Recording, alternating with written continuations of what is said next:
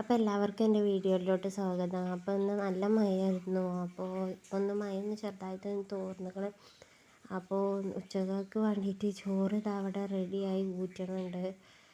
പിന്നെ കറി വെക്കാനൊന്നും കിട്ടിയിട്ടില്ല, മഴയൊക്കെ ആയതുകൊണ്ട്.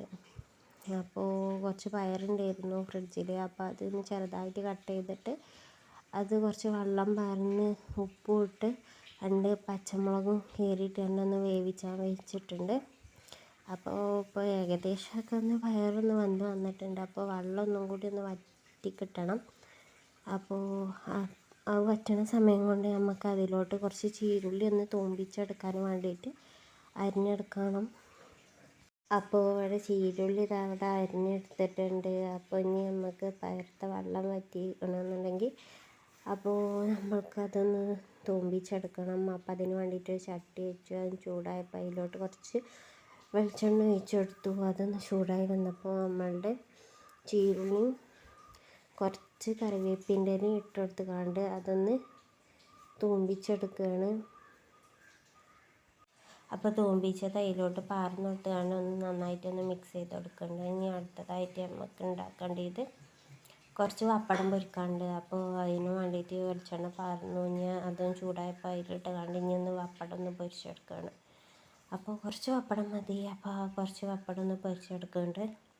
അപ്പോൾ ഇനി നമുക്ക് കുറച്ച് വഴുതനങ്ങ രാവിലെ ഒന്ന് മസാല തേച്ച് വെച്ചിരുന്നു. ഉപ്പും മുളകും ഒക്കെ തേച്ച് കൊണ്ട് വഴുതനങ്ങ ഒന്ന് മസാല തേച്ച് ഫ്രിഡ്ജിൽ വെച്ചിരുന്നു. അതൊന്ന് ഇനി ഫ്രൈ ചെയ്തെടുക്കണം. അപ്പോൾ അതിന് വേണ്ടിയിട്ട് അതേ പപ്പടം പൊരിച്ച് അത് എണ്ണയ്ക്ക് തന്നെ ഇട്ടുകൊണ്ട് ഒന്ന് ഫ്രൈ ചെയ്തെടുക്കണം. കുറച്ചേ ഉള്ളൂ.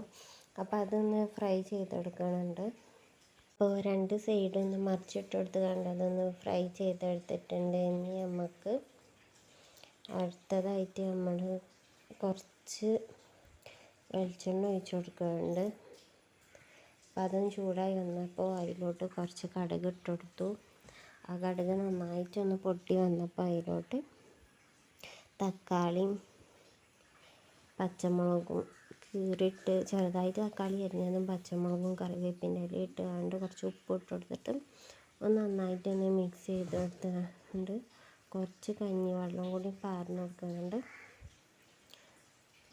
അങ്ങനെ നമ്മൾ കുറച്ച് തക്കാളി കറി ഇവിടെ ഉണ്ടാക്കിയെടുത്തിട്ടുണ്ട്.